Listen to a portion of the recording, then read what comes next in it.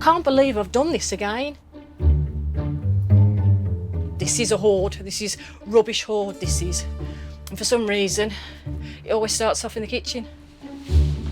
What's going on, Sally? Okay. Let me have a look at the kitchen. Go on then. Sally! Yes, I know. Sally! I know. Are you shitting me right now? No. Oh, Sally.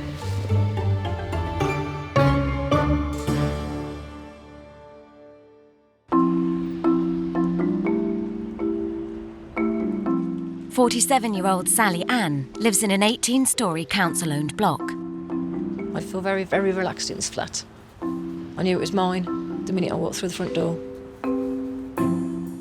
Great views. I just feel comfy in the place.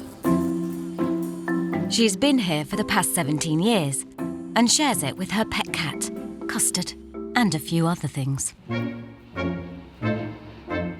We're in the hallway at the moment, and as you can see, it's got a bit quite cluttered.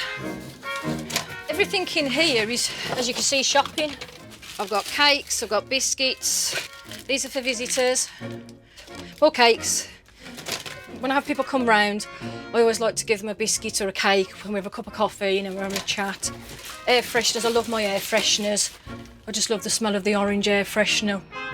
With just Custard the cat sharing Sally's 2-bed flat, there's plenty of storage space. There's actually 2 bedrooms, which are down there. The reason why I can't get down to the back there to sort out any of my other hoarding is because obviously you can see there's a fridge freezer parked in the way. Got a living room, and to the left there's a kitchen. Up here, straight ahead, as you can see, is the toilet, and then round the corner here is my bathroom. Because I'm not in the bedroom at the moment, my bed's still in here. I didn't realise I even had this many of these cakes, to be honest. My bed's a bit untidy at the moment, but because I can't get into the kitchen, I've done food in here, like sandwiches, which I'm a big fan of anyway. And they're still sitting here. Beetroot. It was smoky bacon, crisps and beetroot. And then what I did notice, which I forgot to put there, if you look, a loaf of bread. This has actually gone mouldy. I don't understand why that happens, to be honest, so. I don't think it's that I can't throw stuff away, it's I can't be bothered to. Living alone and unable to work, hoarding started taking over her life. I think it's when I first moved in on my own, I mean, my place used to get untidy anyway, like everybody's does. And then all of a sudden I thought I need to put the bin out, and then I looked and I was thinking, oh my gosh, look what's happened. I class myself as a hoarder in the sense of rubbish hoarder.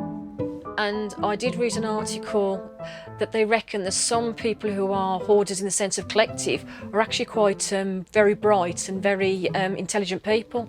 So I'm not saying that I'm the intelligent person, I'm just saying some form of hoardism is to do with being too highly intellectual, but it hasn't been proven.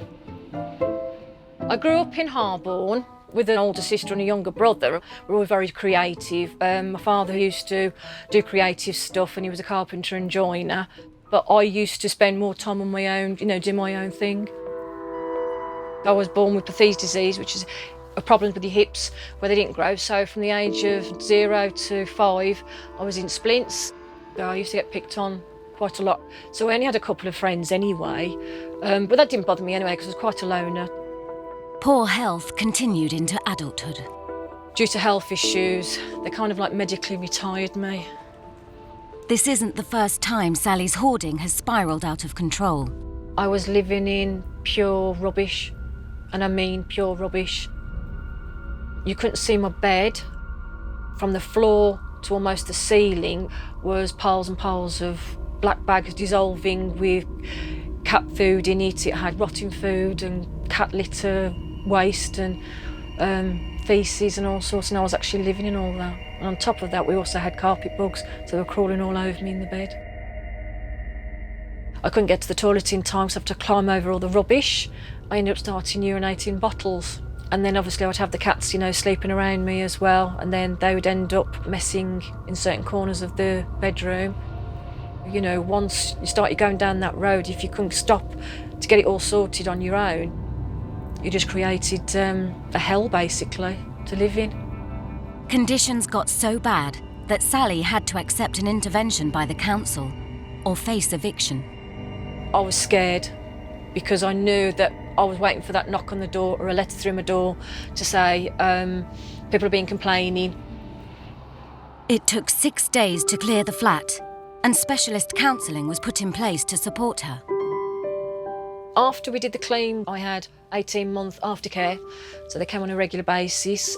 And then last year, it all finished, and then it just all crept up on me again.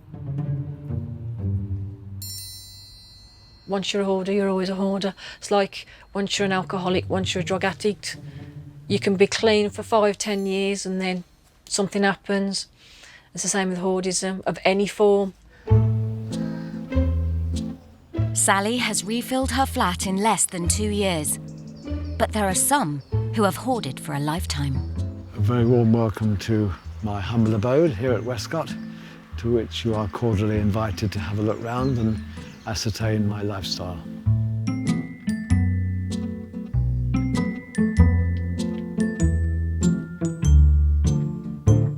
"69-year-old Richard has been hoarding magazines and newspapers for over 4 decades. Well, it's literally one of each paper, like the Mirror, the Sun, the Star, the Times, and Financial Times, the whole lot. Well, overall, with stuff that's up in the roof, we go back to 1976. I'm probably the only person in the entire country that's doing this. So it makes me unique. Over time, they do tend to lean. Susceptible to collapse, shall we put it that way. If you can reach the ceiling and wedge it into the ceiling, then you've won. Yeah. Just like that, you see.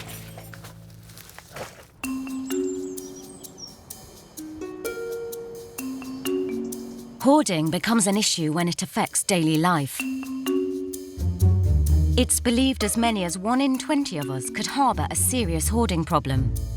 I think there's a bit of a hoarder in most people in that they keep things. But some sufferers have taken their behaviour to the extreme. 69-year-old Richard has been hoarding newspapers for most of his life. This is what counts for a kitchen, which is considerably better than it once was, but obviously nowhere near as it should be. But, it's the things I do to achieve what I want to achieve. It's not just newspapers that Richard collects. Those labels come from different fruits, mainly apples. I've got a thing about packaging and various containers. This is a throughway to the loo and bathroom. You can go in there if you want to, but it's up to you. So this is a master bedroom. There's one bed there and another one underneath that lot. It is possible to get reasonably comfortable in a chair. What I'd like to do is to look at it all collectively and then make an overall decision and then implement it, rather than just throwing things out every day or every week. Is that the aim, to kind of clear up a bit? Oh yeah. Ahead of you is where the sitting room is or was, but the entire content of the hall was moved into that room, so that really is quite densely packed. I used to have to allow 20 minutes to half an hour to get to the front door. By that time, anybody who's visited had gone. So. Eventually, the hoard outgrew Richard's bungalow, and then his hoarding went public. When the first lot of retained material found its way creeping outdoors, people had a full view of what was going on, whereas if it had been the walls stayed put, then obviously they wouldn't be aware of it quite so much.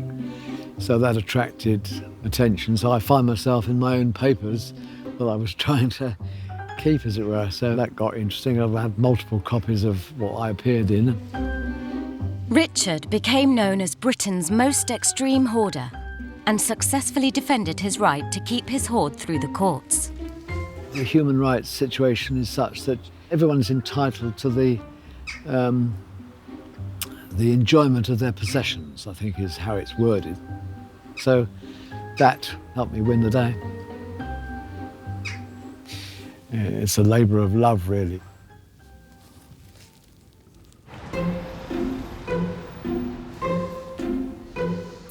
Sally from Dudley has been struggling with her rubbish hoarding since adulthood. She escaped eviction 2 years ago, but there's concern that Sally has regressed. Charity worker Lucy has been supporting Sally Ann since the last clean-up. But it's not always an easy job. It's been a while since I've been. It has got quite bad, hasn't it? Yeah. So what's been happening that's caused it to get like this? It started off with the fridge freezer when I went out and got myself a second-hand freezer, which is in the hallway. They delivered it, and then I found out that my fridge freezer was still working. The freezer was due to go to Sally's sister, who lives in the same tower block. She lives downstairs, Sal. She lives a few stairs down. Yes, I've got to speak to her tonight or tomorrow. So it just sounds like excuses. This is how it started before, weren't it? I didn't have, but the excuse is gone. Sorry. You've got to think, like, you know me, I jump in. if the council were to come tomorrow and knock on your door, you could end up losing this property all because of a fridge freezer that doesn't really need to be here, does it? I mean, I know that, yeah. I mean, it's a pig and eyesore, isn't it? So we'll put that into place by next Thursday. Don't forget, I've got to go to my father's, so I'll be back Wednesday. Well, maybe you have to think that you need to make an exception and be here instead of at Dad's. I'm sorry, Lucy, but don't go there. I don't mean to be horrible, but don't go there. No, but you're all right. But you've got to think you're going to lose it. I'm not being funny, but nobody has an idea why I'd go through with my dad. I know, but you've got to think about you, Sal, as well. I'm sorry, but Dad has to come first. What about you? But don't pick on me regarding my father, though, Lucy. OK, please don't. Okay. Okay. Sally's hoarding was triggered when she lost her mother, and caring for her father since has accelerated its growth.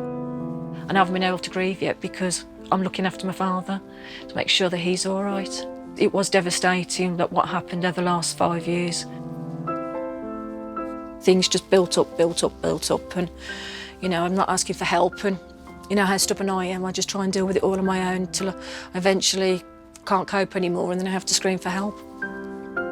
But you've got to remember, you know your mental health's dipping. Yeah. You know that when your flat gets to this condition that you need to be asking for help. No one else is going to know. Yeah.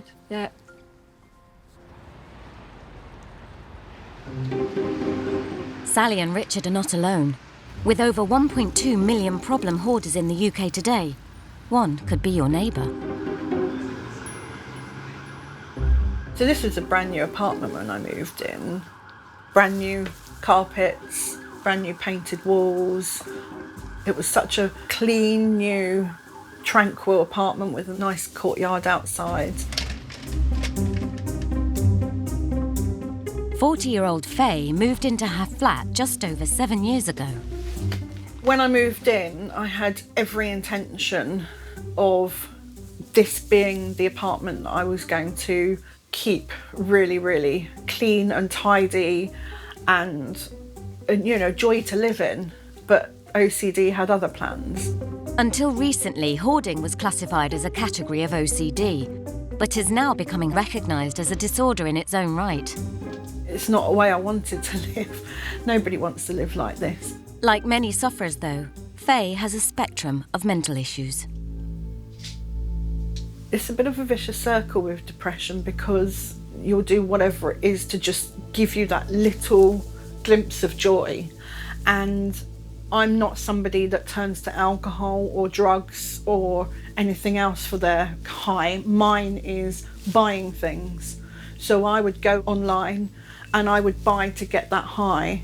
And especially I love a bargain. So I will buy 8 of the same item. I can't resist it. But as soon as they arrived and the excitement of opening the box, then they come into this apartment where I've already got far too much clutter and it would just get added to the pile, and that would make me feel depressed and anxious, and therefore I would want to then have that little high again of buying something. For all intents and purposes, I was practically housebound for 1.5 years. I didn't want to do anything. I didn't care about my personal hygiene, my eating well. That's why I put on 6 stone in weight. And being isolated with all of this junk around you, anybody's going to be impacted by that. With her flat overflowing with the bargains, Faye's hoarding is becoming harder to hide behind closed doors. I've got a pillow which I pop here, and I always make sure the blinds are closed because I don't want my neighbours to know that I'm sleeping on the sofa. My neighbours know I have OCD. I'm certain they don't know the extent of it. I don't think they have any idea that I haven't slept in my bedroom for almost 3 years. I worry that anyone who comes into my apartment is going to judge me, is going to have misconceptions that I'm dirty. OCD and hoarding is very much a secret illness. So this is my boiler, but because I feel too humiliated for a serviceman to see all of this stuff, it's just too much anxiety for me to get him to come and fix it. The anxiety of having somebody in far outweighs the luxury of having hot water. And so for the last 4 or 5 years, I've been having stone cold showers. Faye's OCD has also affected her personal and professional life throughout adulthood. When I was in a relationship, my OCD was really bad, but because I had a partner, it would keep me in check. I was married for 12 years, and it's been 10 years since I've been living on my own. I used to be a very sociable person when I was in a relationship. I used to be very much the life and soul of the party, and I loved to be the centre of attention. Now I've become very socially anxious. I have such a lovely home, and to not be able to have people into my home to enjoy it, I've become very, very isolated and very lonely. 69-year-old Richard's life revolves around his obsession with newspapers. He doesn't just collect, though. He delivers, too. The round, I suppose, has diminished by about 1/3, I suppose, since I first started. Richard had to pick up the paper round to help fund his hoarding. Well, I've got a thing about newspapers, and they had a sort of vacancy of a paper boy, so I said, well, I'll deliver some papers, and that will pay my paper bill, as it were.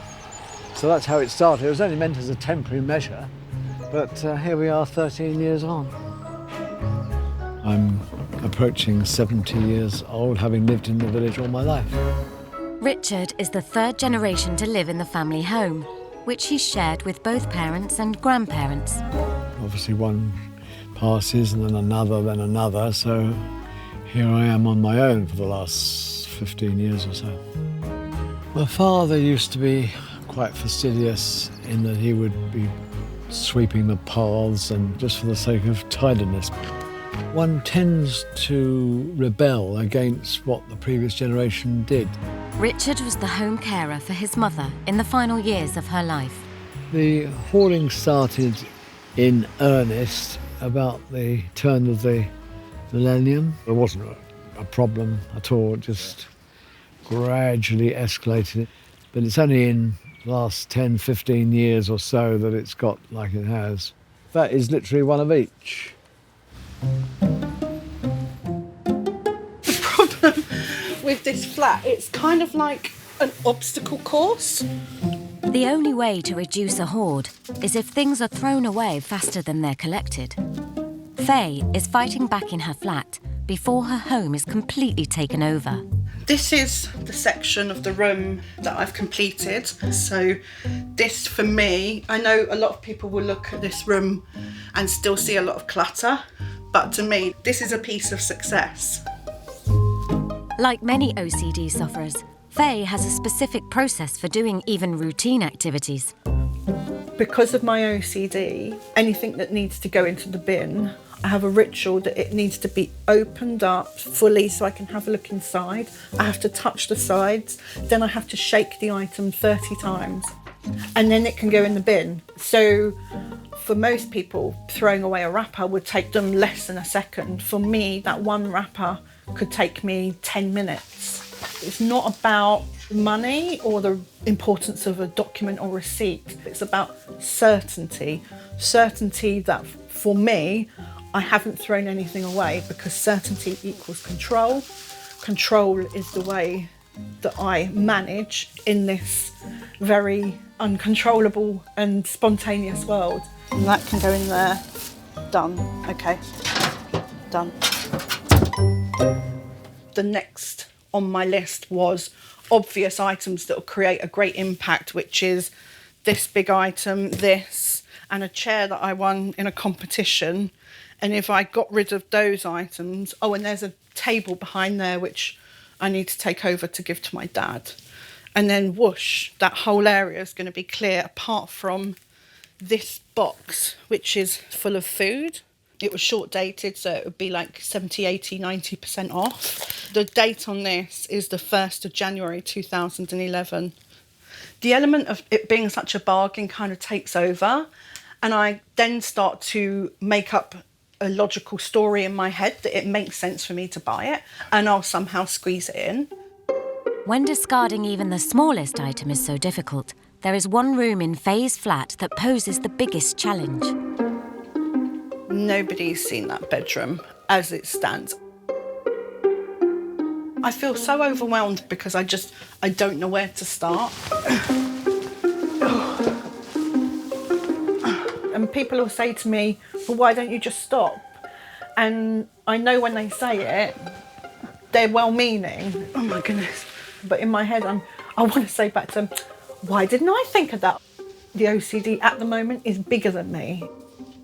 It's the whole spectrum of feeling angry, frustrated, but mostly regretful and disappointed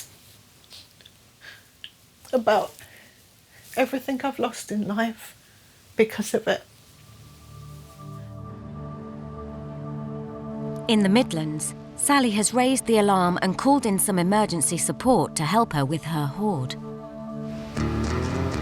Extreme cleaners Kaz and T have known Sally since her first intervention 2 years ago. I'm looking forward to seeing Sally. I haven't seen her in a while, so it'd be nice to see her, catch up with her, have a cup of tea. From what I can tell, everything should be okay. I do ask her every now and then, how's the flat, how's things going? So she always says that there's a bit of shopping in the hallway. Hopefully everything is smelling of roses.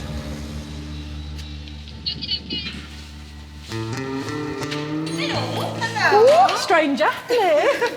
Oh, hello, darling. What's going on, Sally? It is getting closer over there. Yeah, I know, I've got to sort stuff out. So what's going on? Let me have a look at the kitchen. Go on then. Sally! Yes, I know. Sally! I know. Hold on, let me have a look. Sally! Yeah. Are you shitting me right now? No. Oh, Sally. The battle with hoarding can be a lifelong struggle. Like any addiction, a relapse can occur at any time. There's plates of cat food. I know what happened was, I bought a bin. Well, I got that all sorted. That bin's there, has been there since just before Christmas. Is that a brand new bin? Right, yeah, but it's just I've been dealing with a lot of other stuff and I wanted to sort that out myself. Rubbish hoarder Sally is having an emergency clean of her flat, less than 2 years after the council last intervened. Do you know what? I'm upset with you. Well, I There's know. no excuse, because you're just a phone call away. I know it's bad now and I should have asked you, but to be honest, that's the only second time it's ever happened. As we stepped out the lift, we could smell the Smell. flat, Sally. Do you know that hasn't been like that for a long time? Yeah, but as soon as it started to go like that, Sal, that's when you should have But called yeah. us. Sally's kitchen has got so bad, it's classed as a biohazard. Dealing with it is an emergency. I've been dealing with a lot of stuff with my dad because Dad's You had never once mentioned the kitchen was like that, Sally. You never because the once kitchen wasn't that mentioned bad the- though a couple of weeks back. No, but you that's should only just- happened in the last X amount of weeks. If it doesn't look Put how this way, we if you left can't get to it, your- if you can't get to your sink, it's an issue. no, if it's, Okay, I can if get to it's the not sink. how If we you can't get left to your it, counter, it's an issue. Yeah, I know that. I know that. I'm not stupid. I mean, I know that. but you never said a thing. No, I didn't say so that. You've kept us in the dark. It Yeah. seems as though you've lied to us, Sal, because you've not mentioned it. Well, no, I've mentioned. Yeah, I wasn't lying, but I Right. hadn't mentioned it yet. Yeah. Let's just go and get our blues. Let's just get our blues and crack on.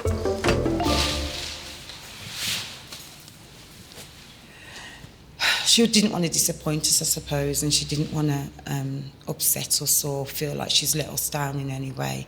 And we don't feel let down because she is a compulsive hoarder and it is a mental health condition. What we're upset about is the fact that the help is there for her and she hasn't accepted it.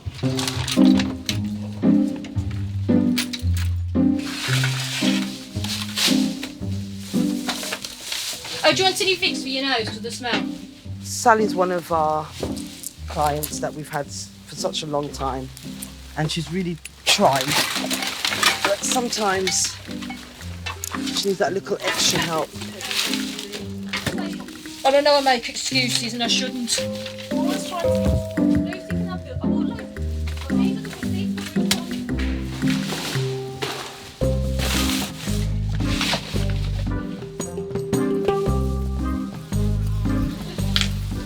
Oh, there's maggots there, Sally. Yeah. There's a big group of maggots right there.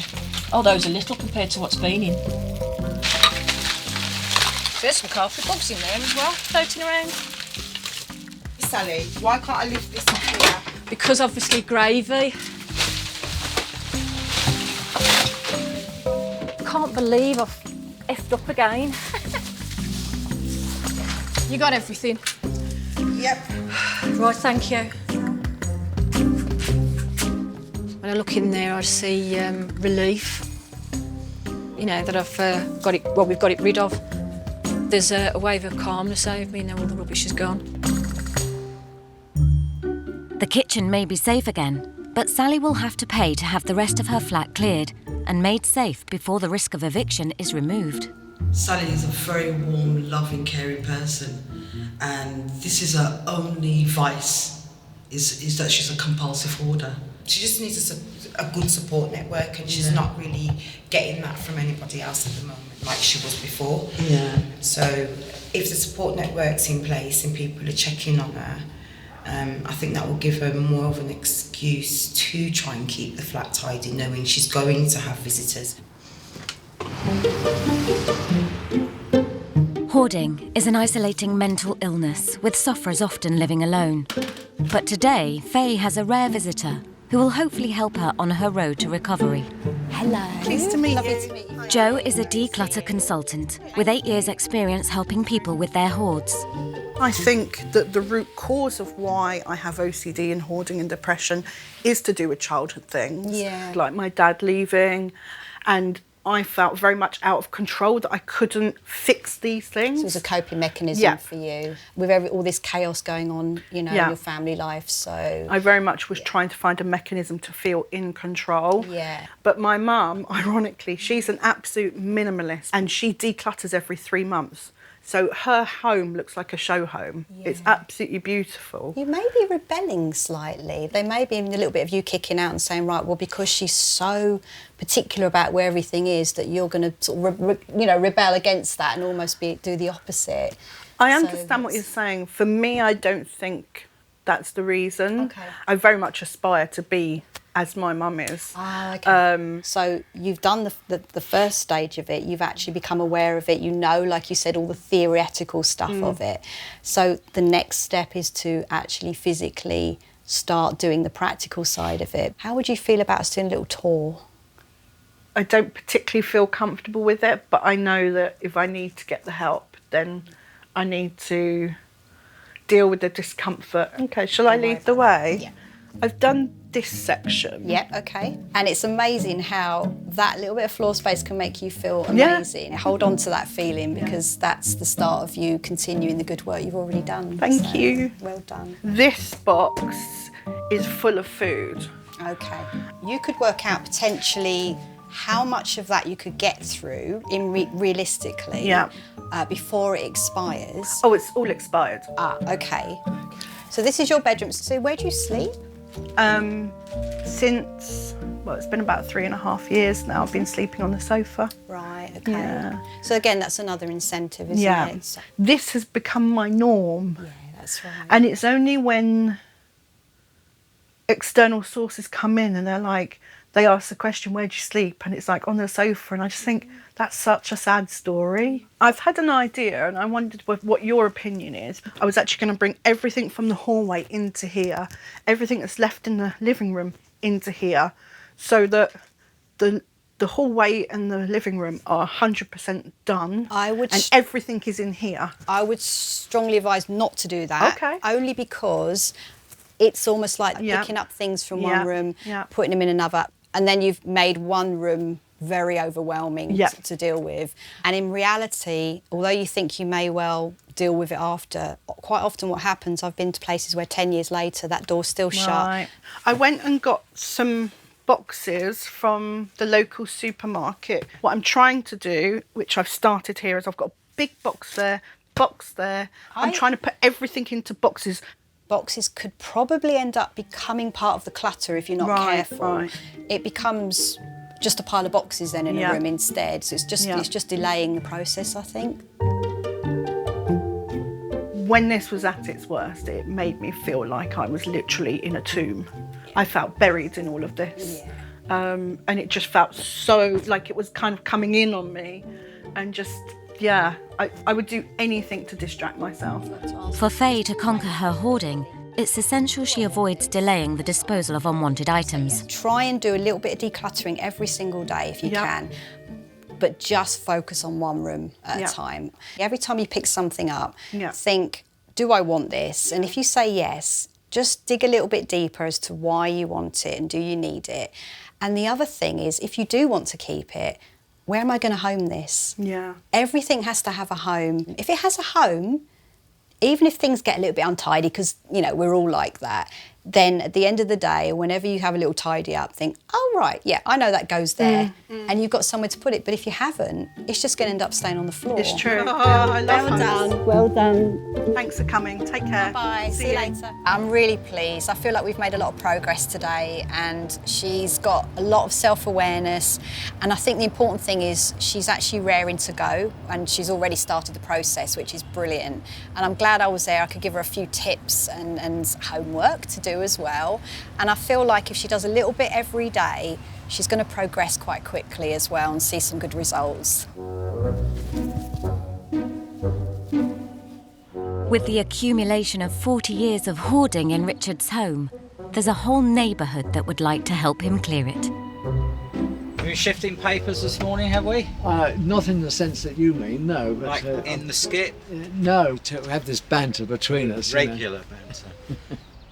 Well, I've got to know Richard. I think it's over 7 years. I mean, Richard's been to my house for Christmas dinner. Yes, We're trying as a community to try and help him.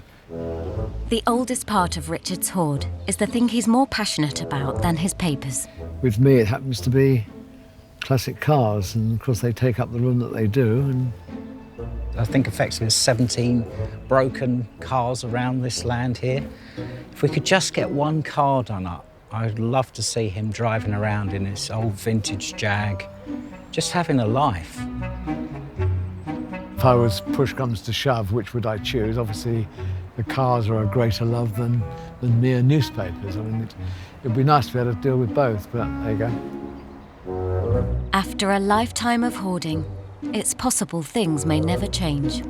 I would not like it to be just people coming in and just ordering up a number of skips and then the whole lot just disappears, because that represents pretty much a life's work just gone to waste. An Englishman's home is his castle. I've built my home, and you can call it what you like, but it's an extension of me. It represents what I am, and don't sort of interfere, sort of thing. Richard's happy. That's the way he wants to live, and we have to respect that and work with him at the same time.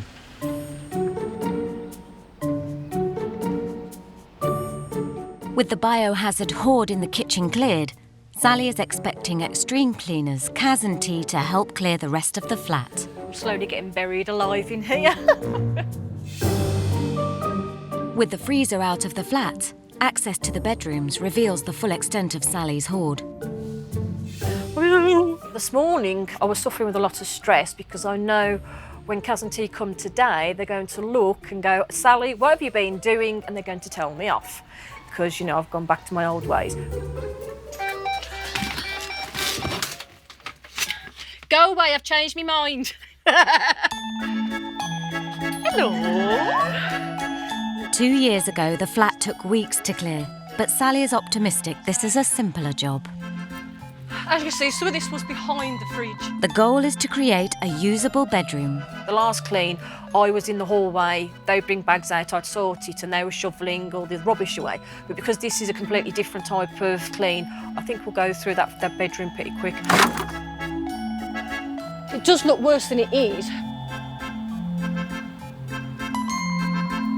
So I was going to do the clean myself this year, but when they came and we did the kitchen, I made a decision to have them come and help me.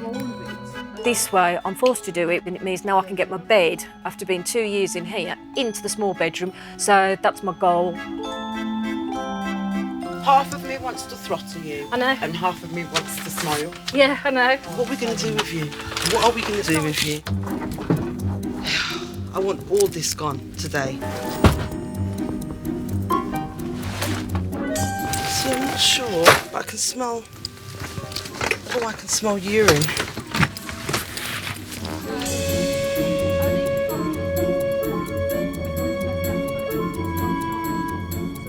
Usually I've got a good memory of things, and I just for some reason haven't remembered what it looked like in there, so...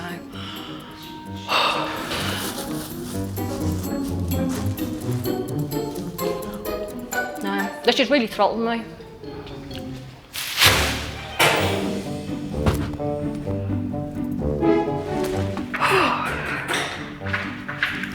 What's in here? That is my computer, my laptop. The cat urinated on the bag, so God knows if the computer still works.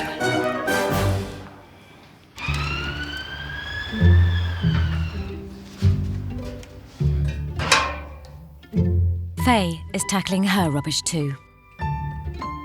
I'll keep the lid just with a slight section of jar, just about that much, so that it minimises the possibility of anything accidentally falling in. With her OCDs to contend with, even a few items can be a slow process. The irony is that I can't even think of the last time, probably not even in the last 10 years, where I have actually done the check and suddenly found a receipt or a bit of money. And what have I lost as regards time and mental health and everything else for doing this? And then as soon as that's done, that needs to be closed and go out to the bin. If that stays in the flat for too long, I'll get too anxious about it and I'll empty it and go back through it again.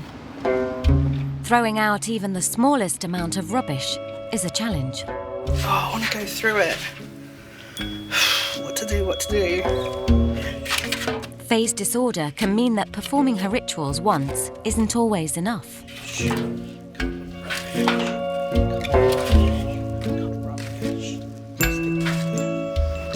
I've been making such good progress, and I'm disappointed that I checked it. I should have left it. It's just rubbish. You know? Who cares?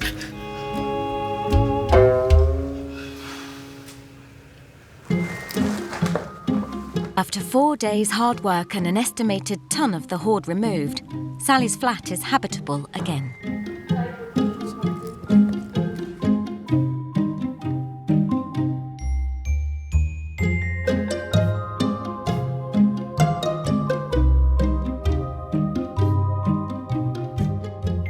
It feels absolutely wonderful. It's really hard to describe, so much so that I was actually crying today when we were, talking about it, because I've been wanting to be in this bedroom since I moved in. I'm glad after 13 years of now wanting to be in here, I'm here. How Sally can help herself is just set goals every day. You know, small things like making sure that the cat litter is clean, getting rid of her daily rubbish. So that's all I can encourage Sally to do, is to keep a daily routine of small jobs. Our advice is everything in your home has a home. Home, yeah. If you put it back in its home, it will stay there and you won't lose anything and it will stay tidy. There is a bit of concern when people talk, are we going to go back to my old habits? I believe once you're a hoarder, you're always a hoarder, but you have to fight. I think it could happen again if she doesn't have the right support network around her. No, but I know she enjoys the fact that we're around. Yeah. And she sees us as mates. We're like family now. We'll come back and check on her regardless. We're going to have to. Throwing away unwanted items proved a painful way for 40-year-old Faye to reduce her hoard. Today, she's donating instead. I've got 3 items I need to take to the charity shop. I tend to keep the numbers of things to take down because too many causes me too much anxiety, especially when I get to the shop. For me, especially books, this is not fun, so I have to check every single page before this can go into the bag. The goal I have is to give away 10 items a day, and I figure that equals 300 items in a month. The first stage is complete. The items are out of the flat. But will she be able to let them go?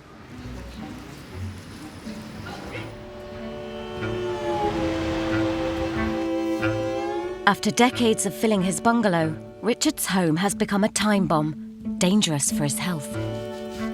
Had I appreciated earlier on what I was letting myself in for, I would have approached it much differently than I in fact did. So unfortunately, we're a bit late to actually implement what I've learned.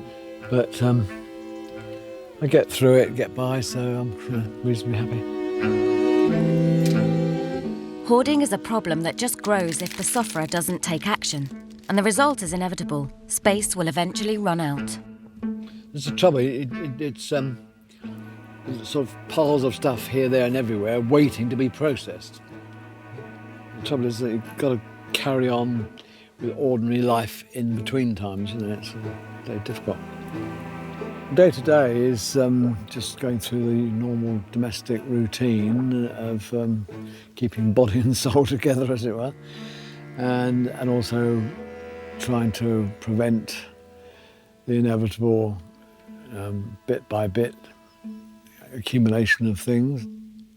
Richard's home is now so full, even the basics are becoming impossible. You have to hold it out like that, because if you don't, the chocolate melts and you get it all over your fingers. Or if you get chocolate fingerprints all over the papers, and that will never do. I'm getting slimmer and slimmer. I don't allow myself to get to the point where I'm literally starving. I have sandwiches and donuts and things of that nature, and then that's supplemented with the fish and chips and sort of dinner for ones in the oven there. So yes, no, I mean, I get by. Thank you. For Faye, she's working hard to shift the balance of her hoarding habits. I've got a few items for you. Thank you very much. I've got OCD, so I'm just going to give them to you one by one, if that's all right. So that goes on there. Okay. So that's some leggings. Okay. So there. So would you mind just checking them? Thank you.